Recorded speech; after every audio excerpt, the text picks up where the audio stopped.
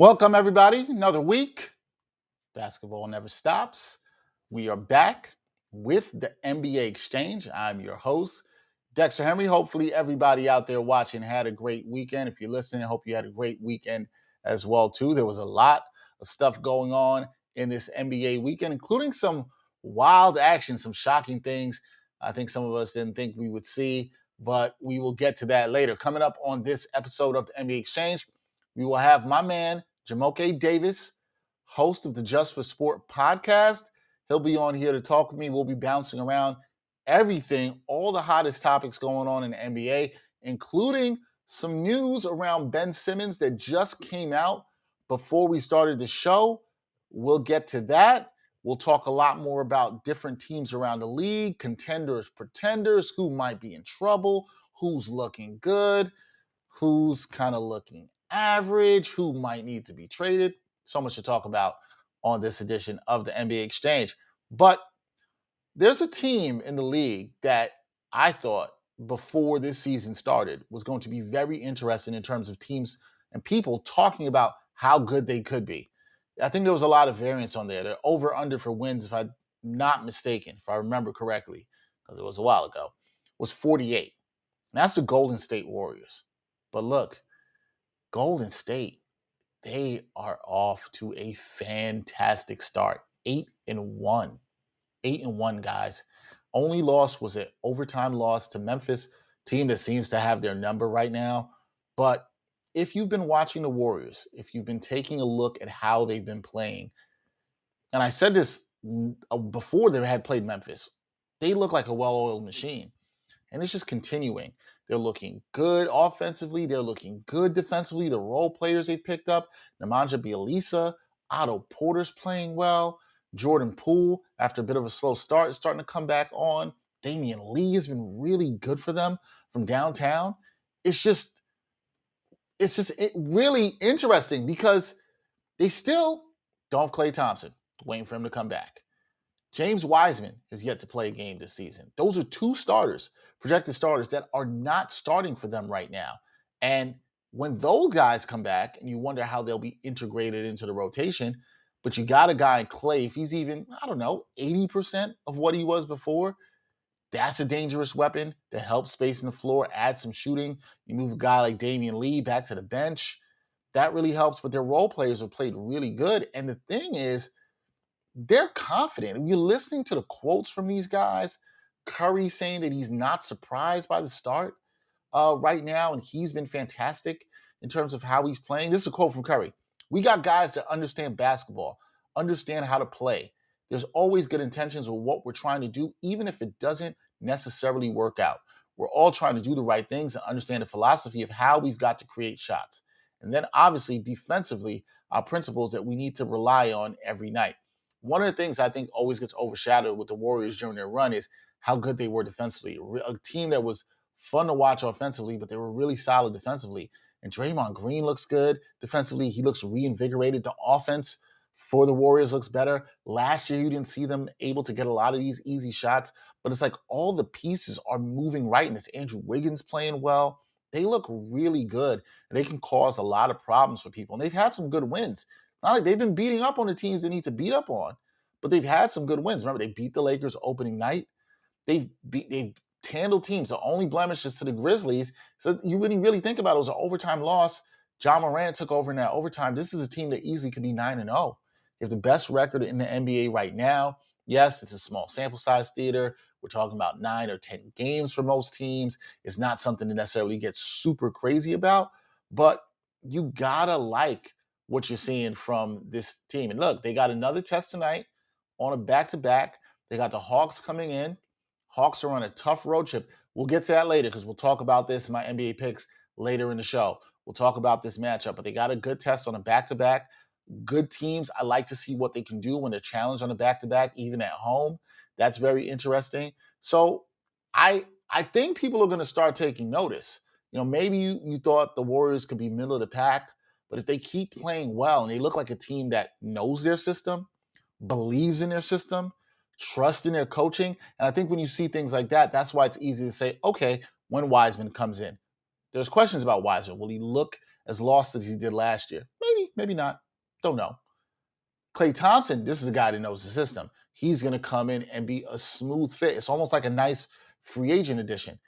Now, I think everybody should still pump the brakes on what he can do. He has not played basketball in 2 years. We do not know what he's going to look like, but I think he'll fit in well. And I think if they can get him back with 2 months to go before the playoffs, get him in some game action, obviously they stay healthy, the Warriors can be dangerous because they can still shoot, they can space the floor, they got guys buying in, and with that team, there's always going to be a potential of talking for them about a possible trade.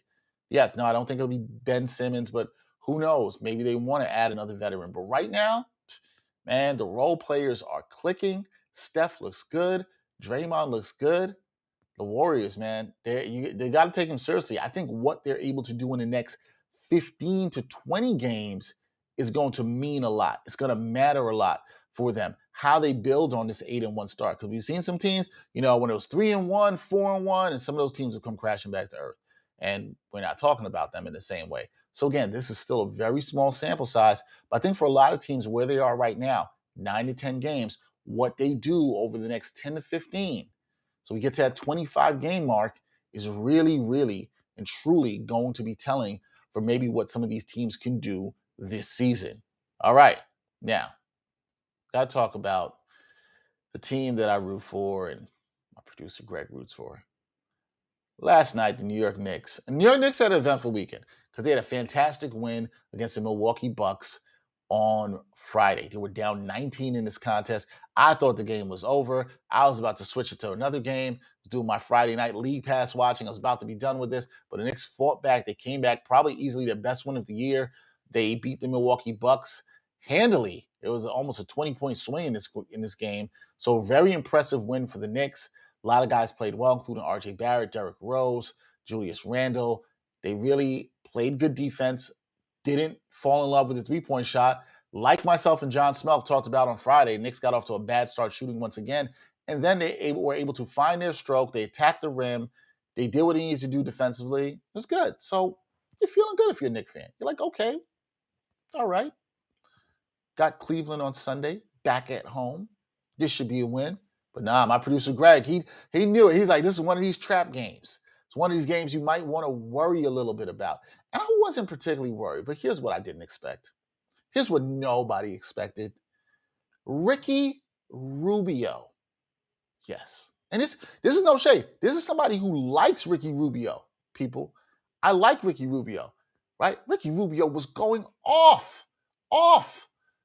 He hit his first 8 threes in this contest. Ricky Rubio was looking like Steph Curry out there. And here's the thing. A lot of it wasn't for the Knicks not trying on defense. It wasn't the Knicks not doing their thing. It's just Rubio was in the zone. Sometimes this happens. I wasn't particularly annoyed with the Knicks' defensive effort. I thought the interior defense was trash. I don't think that was really good. And I think a lot of Knicks fans would agree with that in this game. But Ricky Rubio was giving them buckets. I mean, when do you ever say that? When does anybody ever say that? Ricky Rubio was giving him buckets. And I mean, it was crazy. Ricky Rubio, career high, with best shooting night of his career. He drops a career high 37 points, man. And his Cavs, they improved to 7-4. Now, what did I tell y'all? We did a preseason NBA exchange. We did some over-unders. I liked the Cavs. The over-under was 26. They're now at 7 wins. I like that. They were my sleeper pick for over-under, to take the over with them. I liked it. They're making it work with a lot of big guys, and that's very impressive. But back to Rubio. His previous career high was 34 against San Antonio. That's when he was with Utah back in 2018. But man, he was killing them. I know Knicks fans are sick about this. I know you're used to better shooters coming into the Garden and giving you the blues and giving you that work. But yeah, nobody expected Ricky Rubio. I think this is one of these games where, as a fan, you just got to like throw your hands up and be like, all right, like, didn't think that was going to happen. Didn't know that was going to happen. Can't get too down about it. Now, the concerning thing, if you go back to the Knicks for a second, is Knicks fans are going to say, well, we saw this last week against Indiana. Greg and I were doing this Knicks watch for this game. We talked about that. Miles Turner was killing them from downtown. So that was a little bit concerning. But I say pump the brakes. I don't know if Ricky Rubio is going to shoot like that again, but let's give Rubio some credit. Rubio's been good for Cleveland. Now, he's been taking away some minutes from Colin Sexton. Colin Sexton hasn't shot the ball as well as he had last year, but Rubio's been really good for them. He's a stabilizing veteran presence. He knows how to get the guys involved. He's finding Jarrett Allen. He's finding Evan Mobley, who looks really good. Evan Mobley looks really good. And he's really killing the inside. Those two guys killed the Knicks on the inside. I thought there was more to that than some of the outside shooting, hot outside shooting that we saw from the Cavs in the second half. I think they were 12 or 15 in the second half from downtown. But inside, they were getting whatever they wanted to, which was a little bit more concerning for me with the Knicks because they're usually pretty good on the interior. But Cleveland, I don't know if they're for real, but I like the start. I think it matters for them as a team trying to rise with a lot of young guys, a lot of forwards. JB Bickerstaff trying to get the culture set with that team. That stuff matters. We saw this last year with the Knicks. Funny, we're talking about them with the Knicks. We saw this stuff happen with the Knicks as they're getting their culture set. And there's a couple of teams like that I think you should watch. The Cavs, the Wizards, what's happening with those teams. Even the Kings, I might add as well, too, that are around 500 or above 500. And it's like, is the culture changing in those places? Something to definitely keep your eye on. But I don't know. Maybe this will continue for Ricky Rubio. He's a career 32% shooter. He was lights out last night. Wasn't good for the Knicks, but damn sure was good for the Cavs. Okay, last thing in terms of news and notes from the weekend. And this one was kind of this was one of the most exciting things, but everybody wasn't that excited. And Greg, I want you to get the video ready of Luka Doncic with the game winner. So this was Friday night. Right. Try to do it to us again. Here he comes.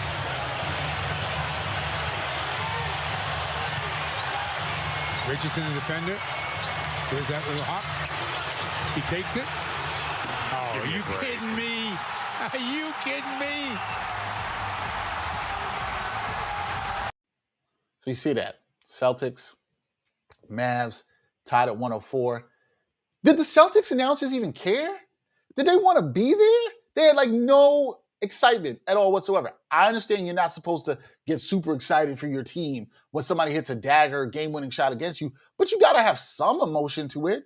You know, some. I've seen this happen before. Like, even when Ricky Rubio was killing the Knicks last night, Mike Breen is like letting it known that he's killing the Knicks. Like, the Celtics are just like, oh, why are we here? We lost again. Sound like they didn't want to be there. They were upset. Like, we got to talk about this. There's some broadcasters, some play-by-play teams. Woo, y'all either be way too much on the homerism or y'all just be mailing it in. That was just like, damn, this was a great shot by Luka Doncic over 3 defenders. He hits it. I understand you don't want to go, yeah, Luka Doncic hit this and, you know, he's killing the team. You don't want to have that energy. But, I mean, could you act like you want to make the call? Like, when Jumoke comes on, we're going to have to talk about this because some of these announcers, well, they're terrible. Terrible. I tell you, got to be better than that. All right. But Luka Doncic, big win for the Mavs coming up there. There's also wins by the Heat over the Jazz this weekend. So some good stuff going on in the NBA. Certain teams look like they're starting to establish themselves. Other teams, not so much. We are going to take a break. When we come back, I'll have my man Jumoke Davis from the Just for Sport podcast. We're going to go around the NBA. There he is. You'll see him when we come back on the NBA Exchange.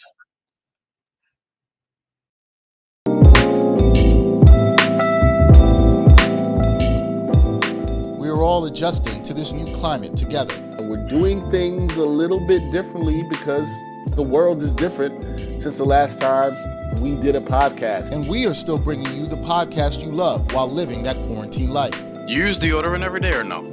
Yes. During the quarantine? Hell yeah.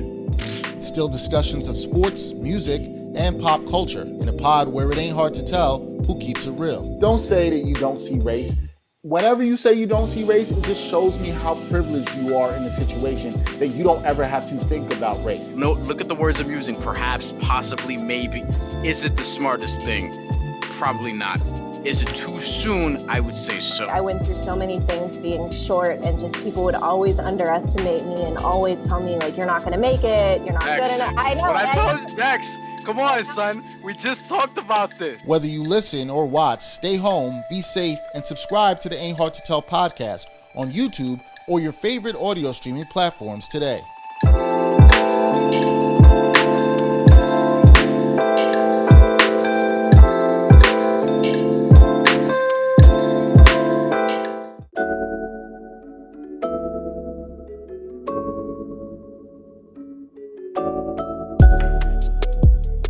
Backpack Broadcasting continues to bring you the best original sports content, but now you can get more of the content you love.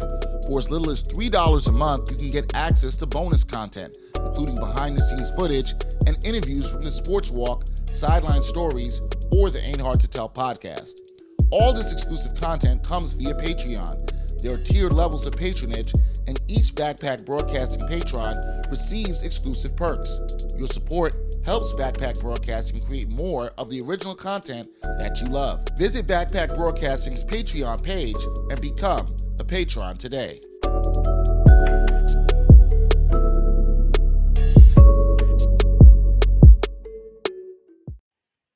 All right, welcome back to the NBA Exchange. I'm your host, Dexter Henry. As I said, we are back. We got a guest for today. It is Jumoke Davis. He is the host of the Just for Sport podcast, also a fellow alum of the University of Pittsburgh, the best school that there is out there. You know what's up, Jumoke. Jumoke, what's up, man? How you doing? I'm good. You all right? Excited. Yeah. Are you excited? That's good, man. Yeah. I'm excited. Yeah. Well, it's good. Also, I should mention, if you like Jumoke and I together, you get to hear us tonight on the Colorcast app. We will be calling the Steelers game versus the Chicago Bears. We're hoping for a beatdown at Heinz Field. You can check us out there, and we do a show every Friday, not Ian's regular Steelers show. If you're not from Pittsburgh, you're not gonna know what Ian's means, but you should figure it out. Jumoke, I'm glad you are well. Your Washington Wizards are looking kind of well. We'll get to them a little bit later, but things are not well for everybody in the NBA. There's these investigations going on. Robert Sarver might be out here wilding. Neil Olshey, general manager for the Trailblazers, might have contributed to a toxic work culture. What do you make of these investigations right now? And this isn't a good look for the NBA. How soon do you think these things need to be resolved? Because they're not going away anytime soon. Yeah. I think the tough part is, for a team and the league, you want to make sure that you are doing a thorough investigation. If you look at the Phoenix Suns, and Earl Watson has been, the name you're seeing a lot saying, oh, I had this conversation with Sarver, et cetera, et cetera, et cetera. And it's like, of course, Sarver's like, no, I never said that, So I think that it really is something that in terms of liability, the amount of what I would call oversight by the league, like when you're going on 17 years, you're telling me in 17 years you never heard anything? Nothing ever came out that made you say, yo, we need to look into this. So it's like, come on, how does it take this long for things to kind of matriculate through the system before you say enough is enough? That's where I'm like, so I understand that you kind of have to go through the process to understand, like, okay, where were the issues? Because the thing is not just with owners. We're talking about general managers. And I'm sure this happens in multiple organizations, not just with the general manager of a team, but on the business side of the office.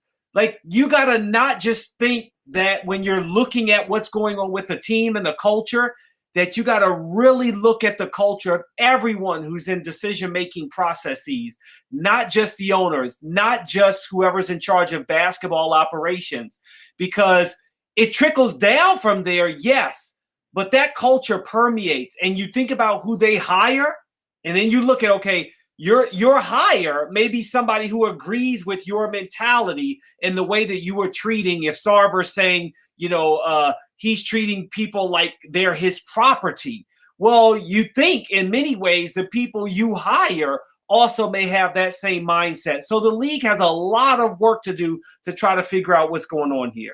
No, I'm glad you said all that. And I think it's definitely needs to be noted on that work culture. We shouldn't just look at the owners or governors, you want to call whatever you want to call them. Like you said, this trickles down.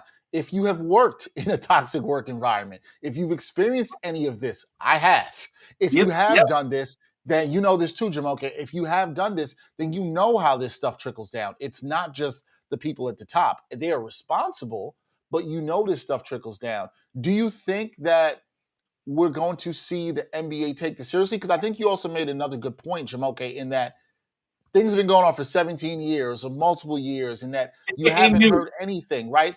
I think it's layered because it's like, look, there's hotlines for people to call. And you might say, well, why aren't people calling the hotlines? Well, a lot of it is intimidation and maybe feeling they're going to lose their job, and especially in these economic times, right? Mm-hmm. But do you believe that the league is going to take a serious look, not just in Phoenix, not just in Portland, but maybe league-wide through the cultures of these different offices and organizations? And do you think that'll happen? Because it's almost like it's what needs to happen. We kind of need that reckoning.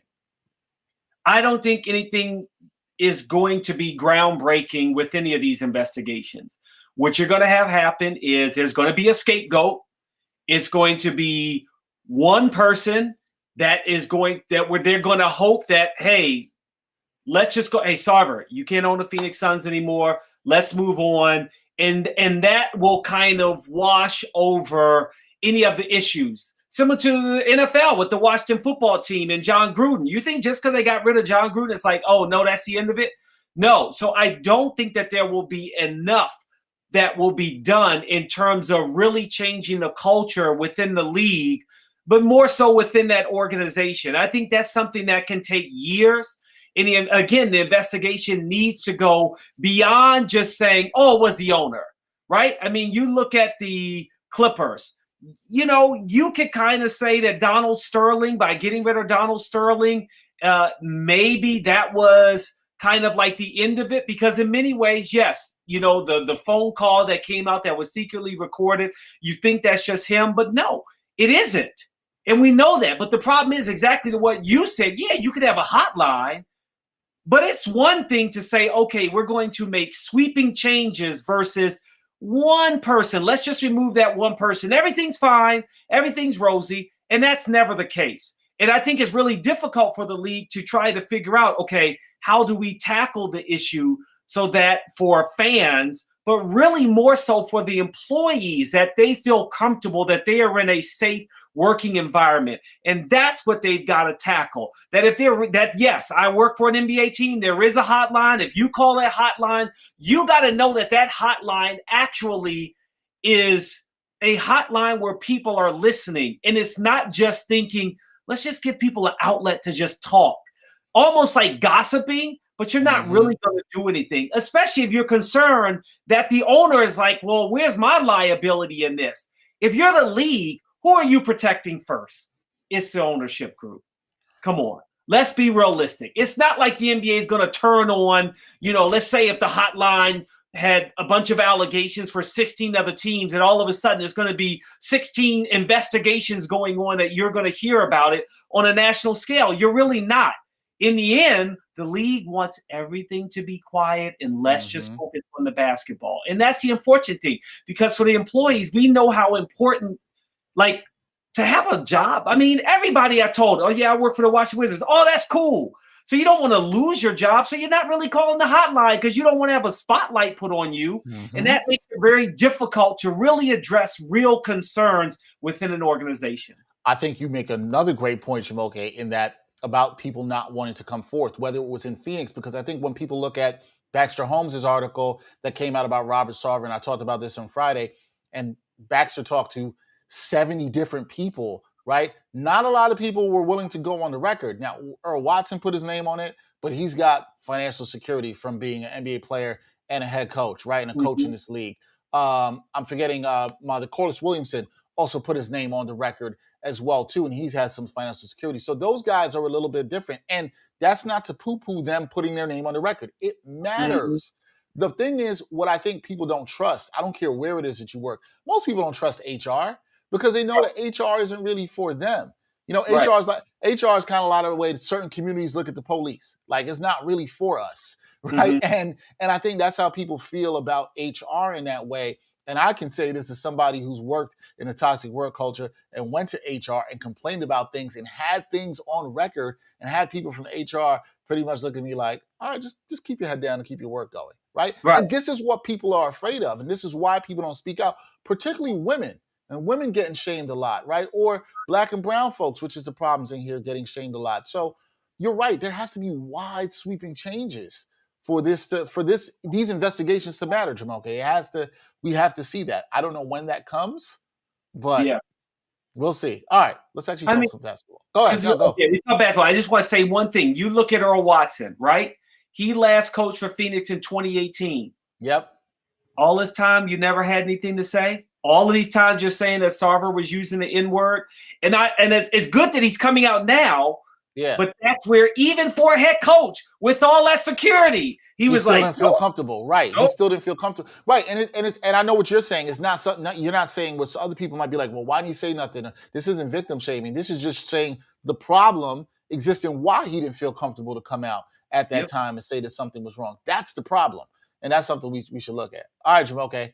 So let's talk some basketball, actual basketball. So I don't know if you saw this because you and I have talked about possible Ben Simmons trades over last month or whatever. And I know you were a fan of possibly swapping Ben for Kyrie. But now, according to Shams Charania of The Athletic, the Celtics are interested in Ben Simmons. And this is from Shams. The Celtics have engaged in conversations with the 76ers revolving around Simmons and expressed interest in the 6'11" guard. Sources tell The Athletic. Talks have been fluid with no traction as yet. Those sources say any potential Simmons deal with the Celtics would have to include all-star forward Jaylen Brown, an ascending talent who's in the midst of another career season, averaging 25.6 points, 6.1 boards, and 2.5 assists. The Celtics, as everybody knows, they have been off to a 4-6 start. Recently lost to Dallas, as I talked about before, on Saturday night. All right, Jumoke, if you're the Celtics, are you trading for Ben Simmons and getting Jaylen Brown out of there? No. That would be the dumbest trade that the Celtics could make because they're already dealing with a toxic culture. What did we have to do? A players-only meeting like 3 days ago. You need to bring in a player who says he's mentally not ready to play basketball, can't shoot, and you're giving up a shooter in Jaylen Brown. Now, I'll give you this. Jaylen Brown and Jason Tatum, definitely there's some issues there. Who is the alpha? Who's the one? Who's 1A? I think that's causing a rift. Obviously, you don't see any Jaylen Brown commercials compared to you seeing Jason Tatum everywhere in commercials. Everybody loves Jason Tatum. So I think in a situation like that, I would not necessarily bring in a Ben Simmons because I think that you give up too much firepower. The Celtics would be taking a step back and not being able to. I understand it's difficult for the Celtics right now, but you got to find a way to make it work. I think you brought this up in your NBA Exchange podcast on Friday about the number of dynamic duos. And I didn't hear you say one that I was like, man, they could have done something. Tracy McGrady and Vince Carter. That's what I think of when I think of Jason Tatum and Jaylen Brown. They're both swing players who are dynamic. And it's like you've got to find a way to play together. You bring in Ben Simmons, I think you lose the firepower. I think that, what do you do in terms of his style of play? Of he can't shoot jumpers. Are you really going to have your point guard be backing down players? I just don't think it works. And the reason why I love the Kyrie Irving is not just because of the vaccine and the ridiculous mayor who backpedaled 2 days after he's like, I'm going to change the vaccine mandate. Let me revisit it. No, you weren't. Like, it's perfect because Kevin Durant and James Harden can play off the ball.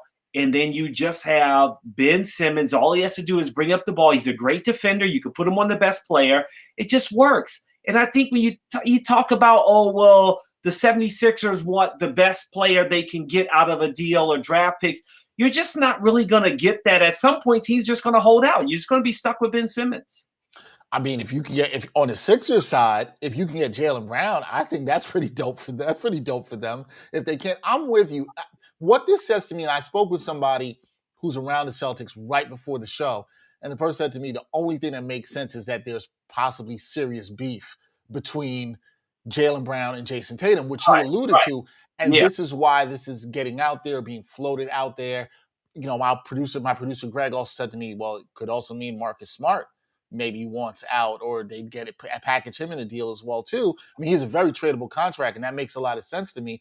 But I don't see why. Look, I can't, I had to stop myself. Generally, we say, I don't see why you would give up two young, transcendent wing scorers like this. But we've seen this happen before. Like you said, T-Mac and Vince Carter. We've seen these things not work before. I talked about Marbury and Garnett. I talked about that back in the day. We've seen this not happen before. So I don't know. But if I'm the Celtics, I'm with you. This doesn't do anything. This No. doesn't move the needle. And I think it helps the Sixers more than it would help the Celtics because I think they'd be getting back the better player in the trade.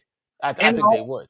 And I also think for the Celtics, the worst thing that they could have done, and it's not so much what they could have done, but Brad Stevens being in the front office, that's just a mistake. Because if this team has any turmoil, what is everybody going to say? Oh, we want Brad Stevens back on the sideline. It's not like the opposite, like in San Antonio when Greg Popovich came out of the office to coach.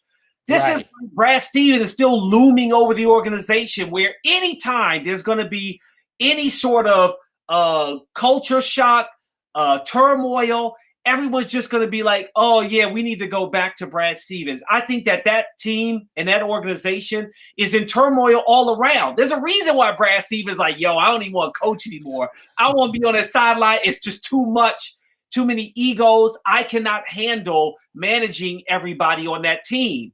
And I just think it's just more of the same. And you are going to have to break it up, but I don't think you break it up for Ben Simmons. I think he just brings more drama. Yeah, no, I think you make really good points there. And same thing Gerard had said the other day. He was wondering about, did Brad Stevens go upstairs because he was like, I don't want to do this anymore. Maybe he did. All right, well, like the Sixers, let's look at the Sixers a bit because they're off to a good start. They're 8-2 without Ben Simmons, and their offense has been really good. Do you believe this Sixers offense is real? They don't have a lot of playmakers, but they're shooting the ball really well. Embiid is not having amazing numbers, but they're getting the job done. Do you believe in the Sixers offense? I believe in the Sixers offense. I don't know if it's right to say this, but they kind of remind me of like the Pistons back in the day when you didn't, nobody was dominant. Remember like Tayshaun Prince, Rip Hamilton. Right? You just got some good guys that seem to just play well together. And they've been galvanized because the bottom line is, whether you want to admit it or not, Ben Simmons is toxic. It's like, yo, we're better without him. Even Korkmaz, I'm like, oh, he's not bad. Tyrese Maxey. You know what I'm saying? Obviously, Tobias Harris is dealing with COVID and trying to come back from that, but I like Danny Green. Even Andre Drummond, Seth Curry, the lesser Curry, maybe not as spicy, but I just like the team. The issue for me is, can Doc Rivers win? That's where I'm like, okay, this is going well and good during the regular season, but we know in Philly what they want is an NBA championship. That's all that matters. No. They just want to boo. That's what they really want. They just want to boo. That's what they want. So ride the wave, Philly, while you can. But they will turn on you fast. But I just like the way this team is playing. Matisse Thybulle, I think, is one of the more underrated defenders in the league. And I just feel like they're just like, we're good without Ben. We're fine. We're going to be just fine. And just trade them. And I think the team will be better. But I feel like because they are playing so well the way they are now, maybe draft picks isn't such a bad thing. Like, don't think about, we need another star player. Maybe you just need to stockpile the draft picks to get younger, because if you look at the roster, they're good, but Danny Green ain't going to be there that long. Right. Curry isn't old, but you don't know how much longer he's got. Same for Tobias Harris. You can infuse a little bit more youth. No, it'll be interesting. And I do like what you're talking about in terms of how Simmons not being there is sort of this rallying cry for this team. And the team is now unified around this, and they're off to this 8-2 start. All right, speaking of good starts as well, the Warriors, I talked about them at the top of the show. 8-1. I think they look good, Jumoke, like a well-oiled machine. The role players are playing good. And here's the thing. There's no James Wiseman yet. There's no Klay Thompson here yet, right? You can fit those guys in, and you think they would fit well. Are the Warriors contenders? Because do you really feel like they can contend for the Western Conference title or NBA title? I mean, the crazy thing is that we act as if they were bad. I think that for me, Golden State is still one of the teams that you put in that dynasty category. I mean, they won in 2017, 2018, lost in 2019. but I still think they fall into that same dynasty category. And as you mentioned, y'all better watch out when Clay comes back. He could be on fire. And he doesn't need to worry about the changes to foul calls. He wasn't getting those ridiculous. He didn't need to go to a line. He can shoot from deep. I think you get James Wiseman back. I mean, this team is really, really good. And I'm surprised at how well they're playing, even despite the fact that Draymond Green is one of the more overrated players in the league. And, you know, I think you got Gary Payton II playing out of this world. Wasn't he a Wizard for a while? What happened? He was. He's bounced around. He's a really good defensive player, though. Like Can't that, shoot a lick, man. but he's a really good defensive player. He is. He's fantastic. Where the heck did he come from? And I love the respect that he gave to Clay. Yo, I'm going to be happy when I'm on the sideline being able to watch him play. I love the shout out they gave to Mark Jackson the other night. You see, I love that. I mean, because, Steve Kerr, really good coach. Really good coach. Right. Is it that much different than when John Gruden took over for Tony Dungy? Like, we knew it was Tony Dungy's team. Come on. Right. It's not that much different there. But I was glad to see Mark Jackson get some love there because I think it's often forgotten the foundation that he set with that team. Mm-hmm. I think that gets overlooked. Okay, we're going to move to another team. And this team, if my man Brian Fonseca, who hosts the Ain't Hard to Sell podcast when we was here, he'd be jumping for joy, doing backflips and all kinds of other nonsense. Don't say it. Heat culture. Hashtag heat culture, Jumoke.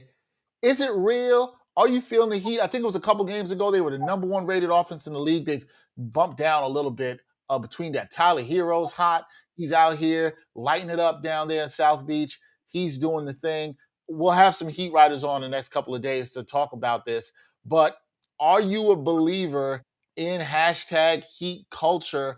Are they for real? Are you putting them in the class up there with the Brooklyn Nets? I know the Bucks are struggling. They're 4-6, but they've had some injuries. What do you think of the Heat? I think they're a very interesting team, but what do you think about the Heat? I think that Tyler Hero, he got through his sophomore slump and he's back. I think that they wanted a point guard that could bring a different way, a style of play. I'm talking about in Kyle Lowry, championship level playing as well. Obviously, they won a championship with Toronto, but I think he just changed the culture they wanted a different leader. Not that Jimmy Butler isn't a leader, but you always, in my mind, the team is built around the whatever point guard you have. And I think in this case, Kyle Lowry was the perfect point guard to bring in, even though I know there were rumors that it might be John Wall. But Kyle Lowry was the perfect point guard to bring in to kind of change the way this team was going to play. I think Bam Adebayo is underrated as not just a defensive threat, but offensively, I think he's really good. The key for me that I'm going to keep talking about is the point differential. The Heat have the best point differential in the Eastern Conference, second in the league. And that shows that obviously Pat Riley, defense. They have always pushed that. And I know that Pat Riley's not the head coach, but that trickles down into Eric Spoelstra, who's being there. Shout out to my guy, CB Caron Butler on the team as an assistant coach.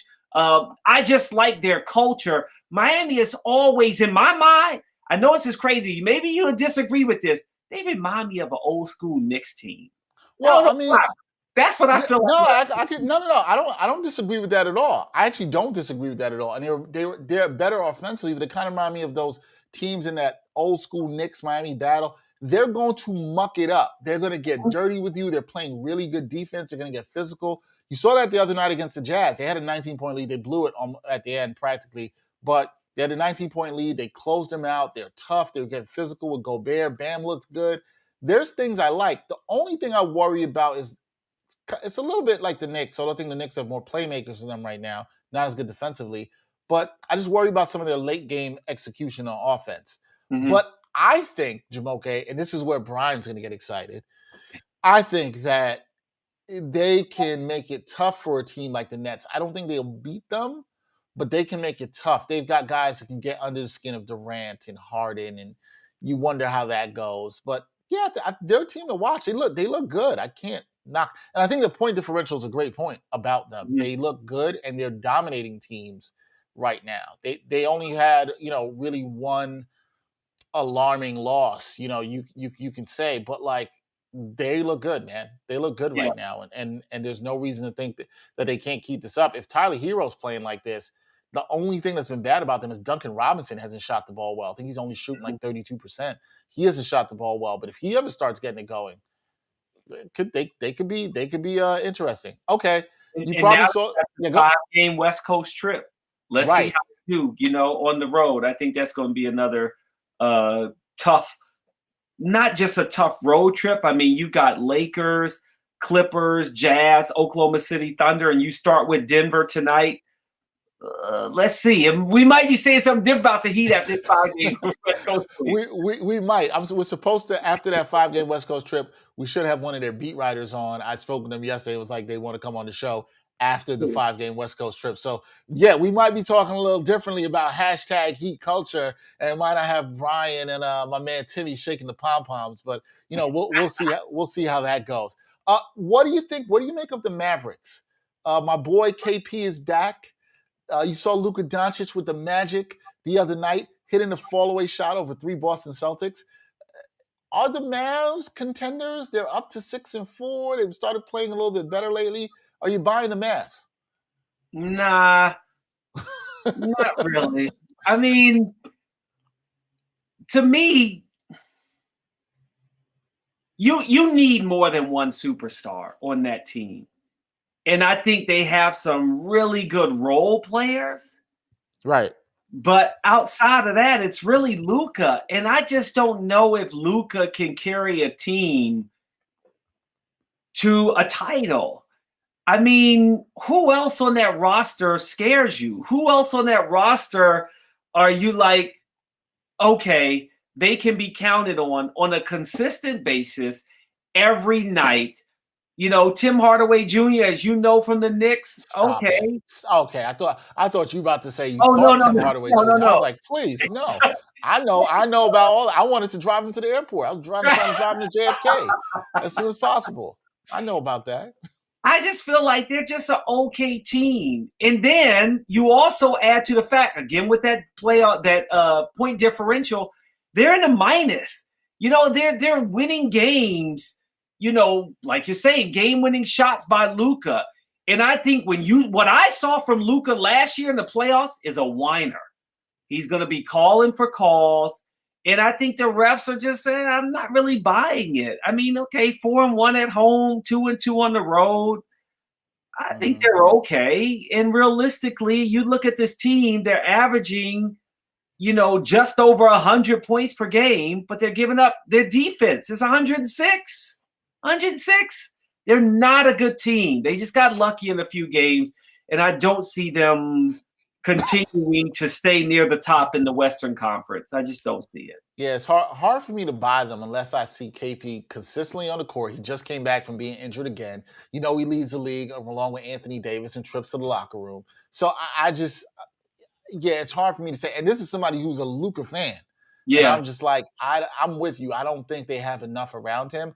And I wonder how it starts getting late early there in Dallas, where he starts saying like, look, y'all got to give me some more help. You brought me KP. He's not getting the job done. We need somebody else. Remember last year he wanted to trade him. I mean, there were rumors where he's like, yo, get him out of here. Who would want KP? No, he's stuck with them. It sucks because, like, obviously, back when KP was with the Knicks, I think a lot of people were really high on him. It's not talent for KP. He just can't stay on the floor. It's nothing to do with his talent. I think he's a good number 2. He just can't stay on the floor. Neither can Anthony Davis, but he's top 75 in the league. Well, yeah. I talked about that with Jenna Levicelli the other day. I don't think he deserved to be on the list. I don't think he had done enough. But they didn't give us the votes, Jumoke. So it is what it is. All right, which you talked about do you think there's any NBA teams in trouble though, Jumoke? When you look at this, you look at some teams that might be underperforming. The Bucks come to mind at 4-6, although I think they've dealt with a lot. Are the Lakers 5-5? Are there any teams that you think are in trouble? And noted about the Lakers, 2 losses to the Oklahoma City Thunder. That's the first team that I would say is in trouble because For all you Laker fans out there, you're like, oh, yeah, we got the old vets. That also means that their legs and their body in terms of how they're able to stay in shape and, feel young, they're only going to get older as the season comes up. SGA looked like he could run circles around whoever you threw on the court for the starting five. Just teams that are younger are going to constantly give the Lakers trouble. And bottom line is, I don't know if they're the oldest team, but they got to be one of, if not they are the oldest team. They're the oldest team. And don't forget Anthony Davis already out again, stomach illness, right? That's your young stud. He's not going to get any better for the Lakers as the season goes on. So that's the team that I feel like if you're like, yo, who's in trouble early? It's the Lakers. LeBron, listen, I like LeBron too. How many times we going to get to celebrate one dunk? You're like, oh, I can't believe he can dunk like this after 19 years. Yeah, but just because you see one dunk doesn't mean over the course of an entire season, which, by the way, last year was the first year he had a long injury in his career because he's breaking down. All of the guys on that team, for the most part, are guys that are going to be breaking down because they're old. It's nothing against them. They're great. Carmelo Anthony, keep scoring points. Keep working your way up the scoring leader list. But you're old, and it's going to show in the playoffs. That's the team I'm most concerned about in the Western Conference. In the East, it's the Atlanta Hawks. Your head got big. I think that in terms of Trey, I feel like his head got big, but also I think that realistically for the team, the makeup of the Hawks and the Pacers, I think they're just kind of starting slow. Those would be the two that I'm like, I don't know. I mean, I know they're only 4-6, but they lost 3 in a row. 3 in a row. I don't know if the Hawks going to be it this year after the I would say the Cinderella run they did last year. Yeah, and they got a tough West Coast trip that they're on right now that isn't getting any easier. Golden State tonight and some other teams coming up. So it's going to be really tough for them. We'll get to that in a second. The Nets, they're streaking. They've won 5 in a row after a 2-3 start. They're now 7-3. Are you buying the Nets turning things around, or do they still need Kyrie? Are they waiting for Kyrie to come back and take them to another level and a higher plane of free thinking? This is probably the toughest one for me because I don't think they need Kyrie.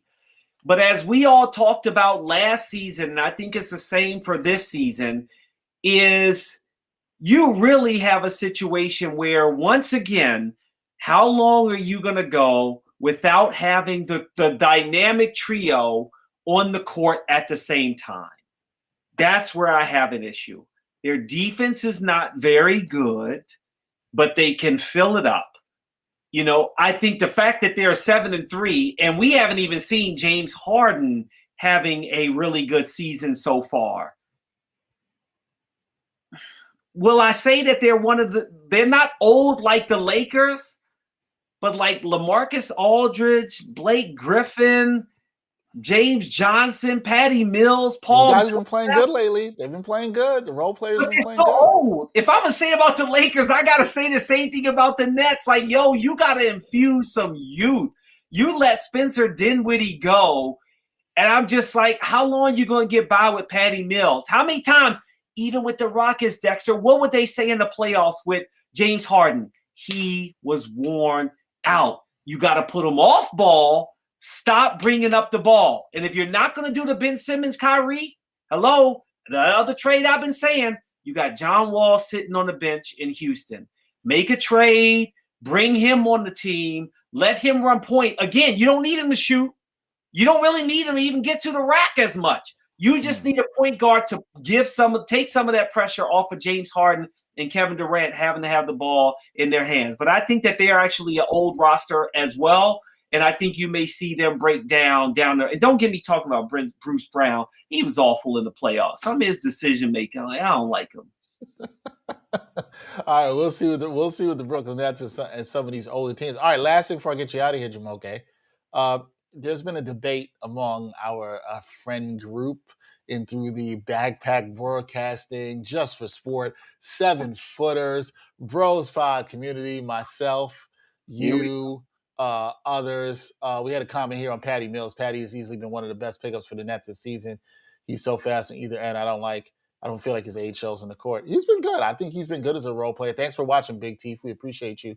I think he's been good as a role player. He has been good. I'm particularly talking about he could break down. And it's a Big Teeth's point. He's been huge to have him on there, especially with Kyrie being out. Signing looks so good by Sean Marks. That signing looks so good. Okay, maybe Big Teeth will be interested in this, what we're talking about. There's been this debate. This happened I think it was opening night. We did an NBA Exchange, a live show. We talked about some stuff, and up came a debate that has been long-standing between my boy Gerard Hector and my boy Jamal Murphy. And Jumoke has now been trolling this debate, which I absolutely love on social media, and that is Larry Bird versus Kevin Durant. Now, shout out to Bleacher Report for one thing, because they did this whole animated video, where they actually had Larry Bird versus Kevin Durant. I have not watched it in its entirety. I still haven't watched it.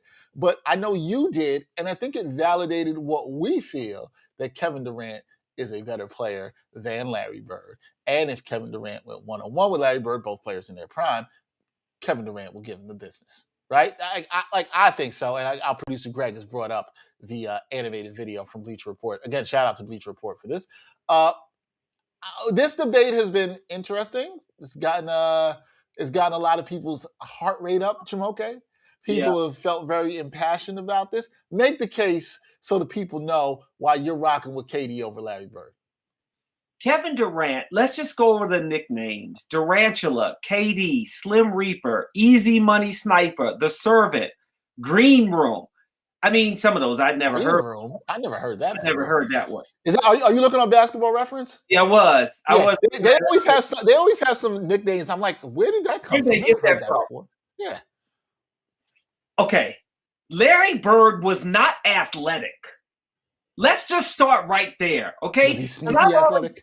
Was he sneaky athletic? Come on.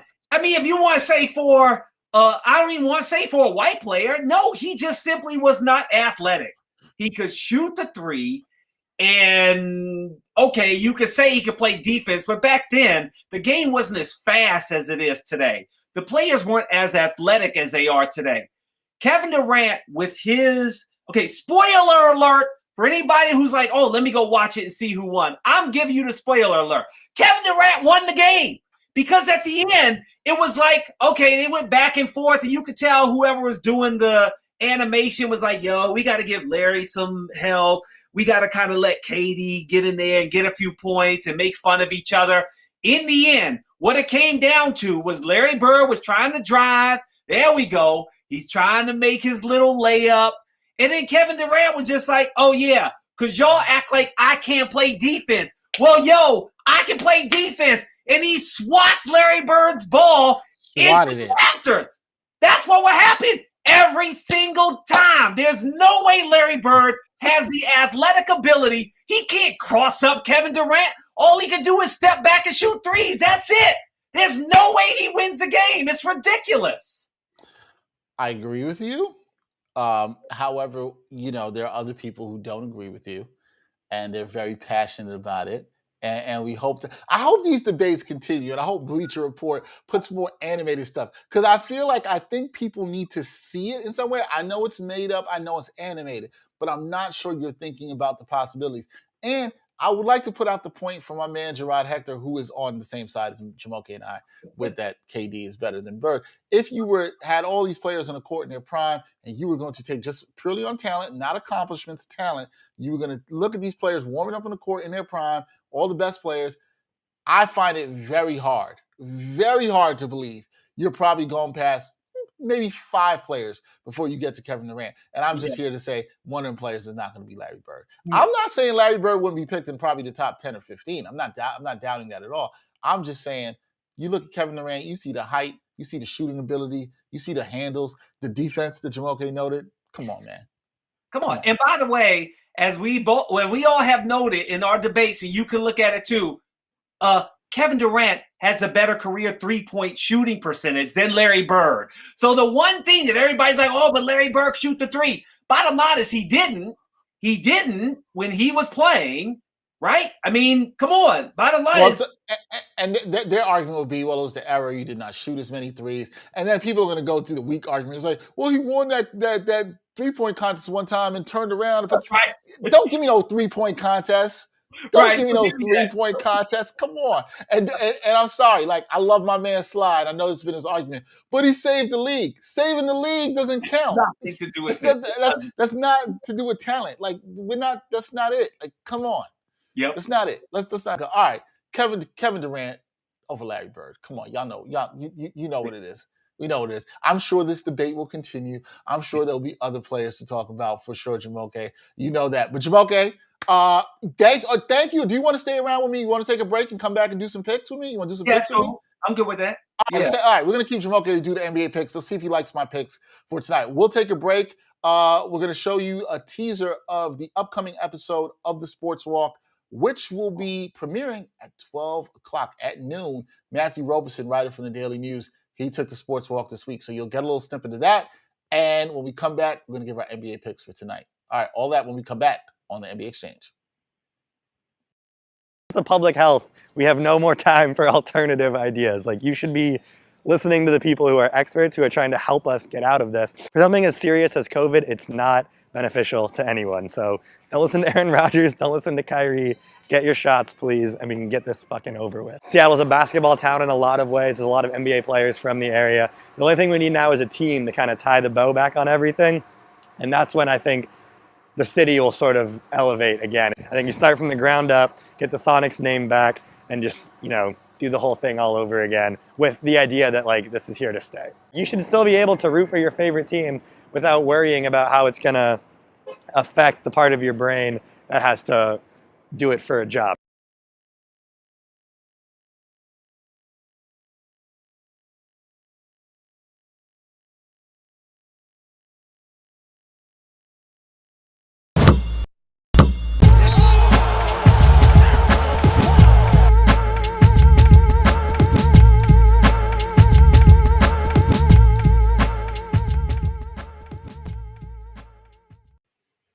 Welcome back to the NBA Exchange. Here with my man Jumoke Davis for the Just for Sport podcast. Please check that podcast out. Hit the subscribe button on all streaming platforms. You can check that out. Jumoke, this is the last part of the show where I usually give my NBA picks for tonight. I pick 3 games that I like, I think will be good to bet on. And, we'll see what you think about. Here's my first game. I know they say don't bet for the team that has your heart, the team you might have rooted for a little bit. You should probably stay away. But my first game of the night is the New York Knicks versus the Philadelphia 76ers.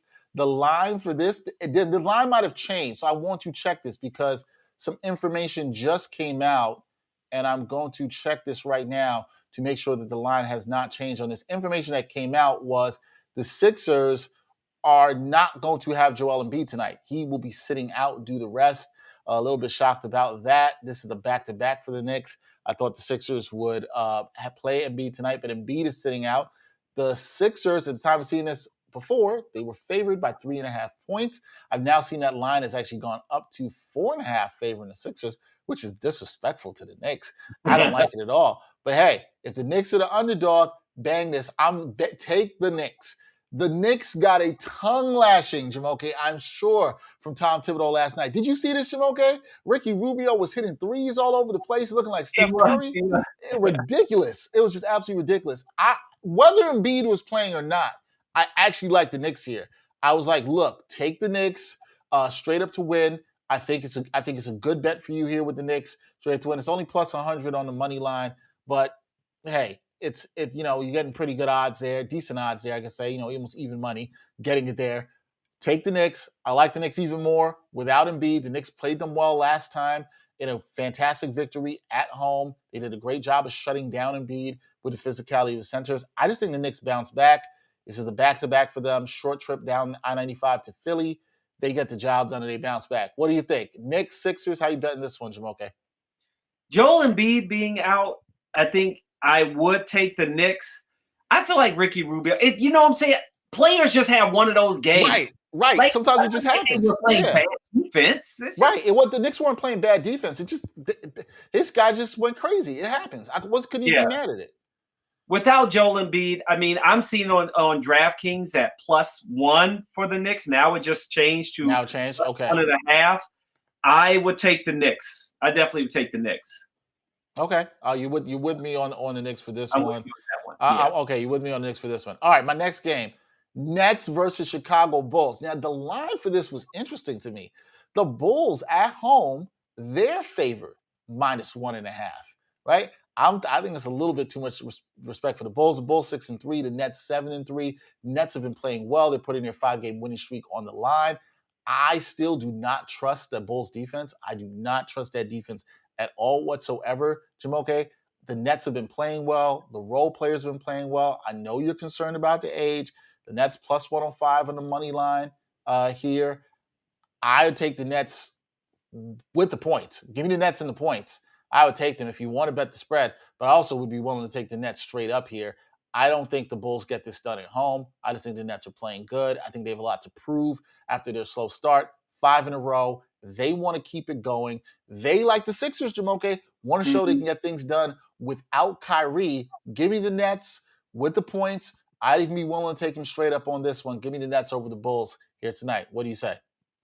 I think it's easy to take the Nets only because it's +1.5.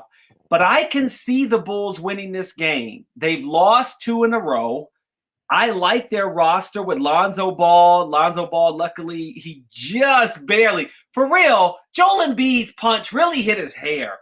It didn't hit him. Oh, that was crazy. I forgot to bring that up in the weekend.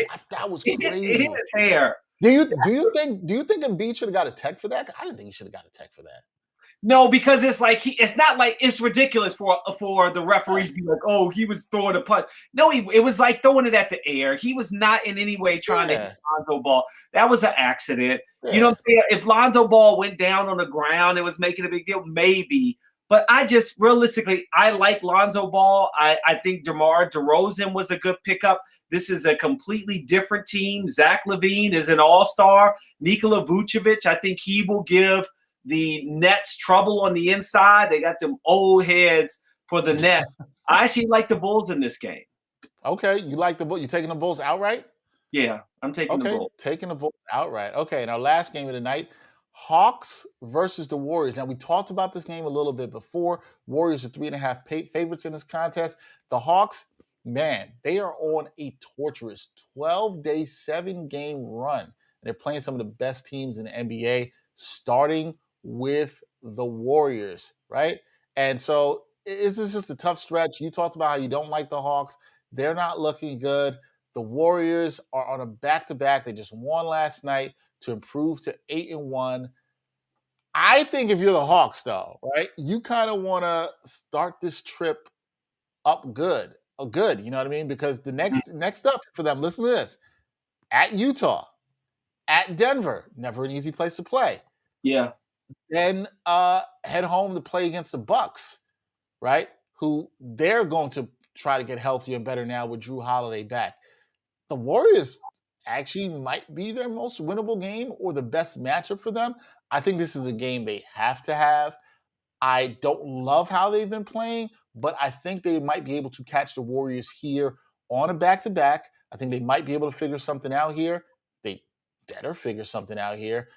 -3.5, I don't really love betting the line here in terms of things for the Hawks. I'm not really thrilled about doing that because I could see this being a really close game. However, +115 to take the Hawks, I think they come out inspired. I think you see Trae Young inspired to show Steph Curry that he's not the only light-skinned person in the league that can shoot that well. He's out here to do that. I like the Hawks. I'm going to take the Hawks here with the upset straight up. I'll take the Hawks. I think they catch the Warriors on a back-to-back and eke out a close win. What do you say? I could see that scenario because of the back-to-back that maybe the Warriors are just struggling, or, I don't want to say they take a night off, but I just can't bet against Golden State. I think this is one of those games where if it wasn't the point guard matchup of Trae Young versus Steph Curry, I can see what you're saying. I feel like both of them are going to be shooting from half court the entire game. I mean, but I just think Golden State at home, trying to finish up a big homestand before they go on the road. I think that the Golden State Warriors are just playing too well for the Hawks. And the Hawks have lost 3 in a row. They may be without John Collins. That's a big loss if John Collins. I know he's day-to-day, but if he doesn't play, I definitely think you go with the Hawks. So just watch, watch that one. Not about John before you make your pick. Yeah, I forgot to mention that with him being day-to-day, I'm a little bit concerned about that.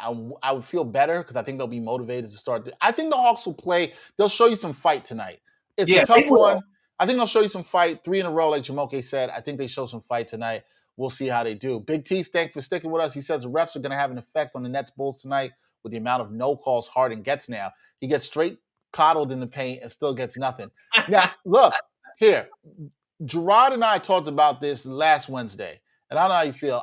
I've liked the way the game has been called better. I have seen some bad calls on Harden, though. I've seen Harden get smacked in the face a couple times. It's not more so on the perimeter. It's Harden going to the basket where I've seen, and it's happened to Trae Young too.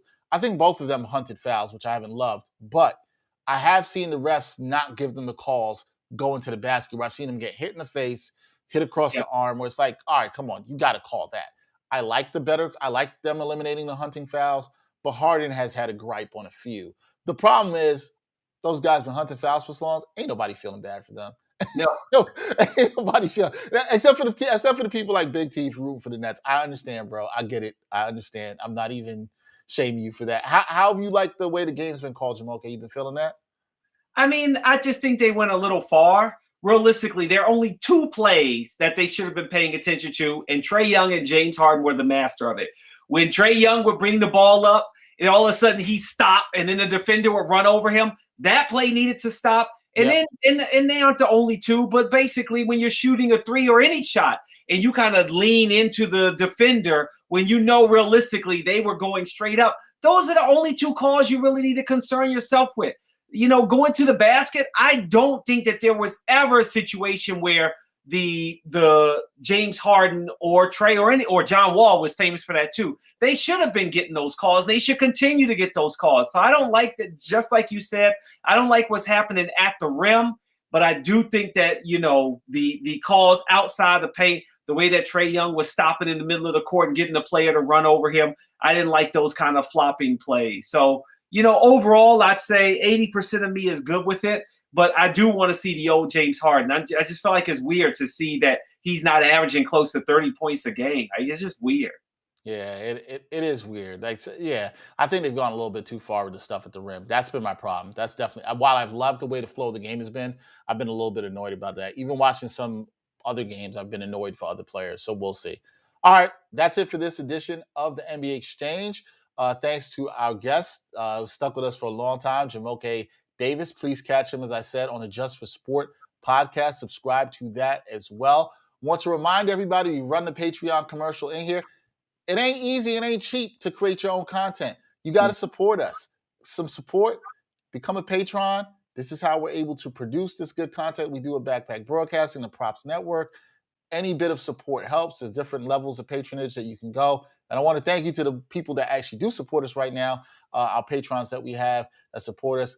This is one of the benefits they get. They get their name to come up in the credits because they give us a little bit of support. That helps us to be able to create the content that we're able to create. So, for my man Jumoke Davis, I'm Dexter Henry.